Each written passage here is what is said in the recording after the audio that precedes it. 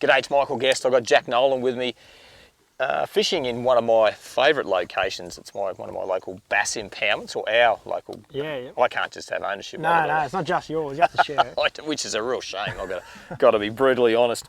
And this is really cool because this is a brand new lure, and we haven't fished it before, and we're really enjoying casting these things around. They're a cool little bait. Jack's got one tied on. They're called a power switch. They come in 4 different sizes, and they're sort of weird sizes. I've actually got a bit of a look. So there's a 2.5, a 3 inch, a 4.25 or 4.25 inch, and a 5 inch.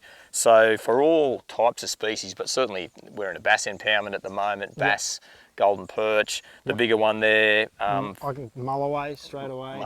Absolutely, mull away, barramundi, flathead. So both saltwater and freshwater. But what they are really good at, or good for too, is for this forward-facing sonar that everybody seems to be pretty keen about at the moment, and works really well in the impoundments.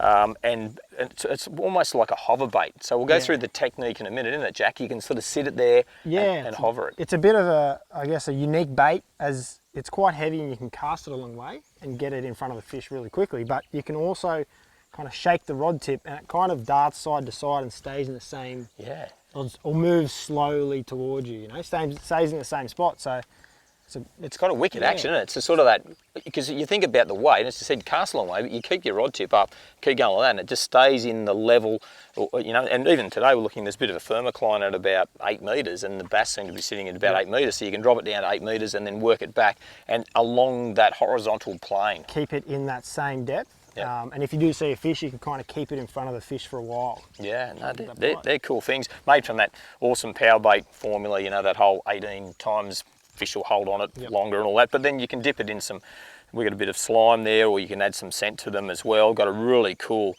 super strong hook in the back of them there. Some excellent colours too. We've sort of gone that real sort of natural baitfish profile. There's this sort of crazy looking white colour here. There's the traditional one with that chartreuse head and the white body. So a whole range of colours that are going to suit any of your styles of fishing. But I think we'll have a bit of a fish with them, and we'll go through the techniques that we think are going to work. Yep, got him. Got him, Jacko. Nice, mate. We'll grab the net for you. I could probably swing him in. That's cool, isn't it? That is very cool. That's very cool. You can see him right there. I reckon I can. You're going to swing him? Perfect. Him up. Yeah. There you go.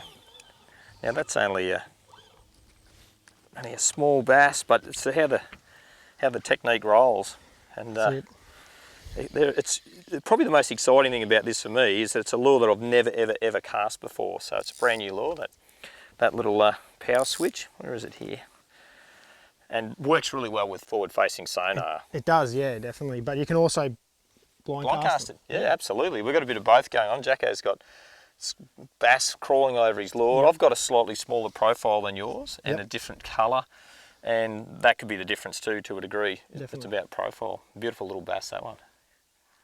So I've got a little 2.5 inch power switch on here. Just a nice long cast out that way into gear, and looking at where things have been sitting in the sounder, down about sort of 6 to 8 metres. So I'll let that sink down and just stay in contact with it as it sinks, let it get down there, and then it's just a matter of that vertical twitch like that, and it's got such a crazy darting action from side to side, side to side, side to side. You can give a little pause, let it sink a bit further, and work the next level of water and try and work out what depth those fish are going to be at and feed at. But it's got this really cool sideways ripping action.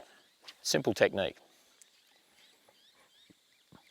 You can also fire it out, sink it down, and roll it, or nearly almost burn it. It's got just a really tight action, and it'll swim back to you as well. So a couple of different options, and sometimes that can be the difference with some fish, is that faster you could even do a bit of a burn and kill, what we call burn and kill. So burn it like that, stop, let it swim down further, stay in contact with your braid, give a little burn, stop. So a couple of different ways that you can swim the power switch. That's a slightly better one, I think, Jacko. Got him. All right, net's ready, mate, straight away.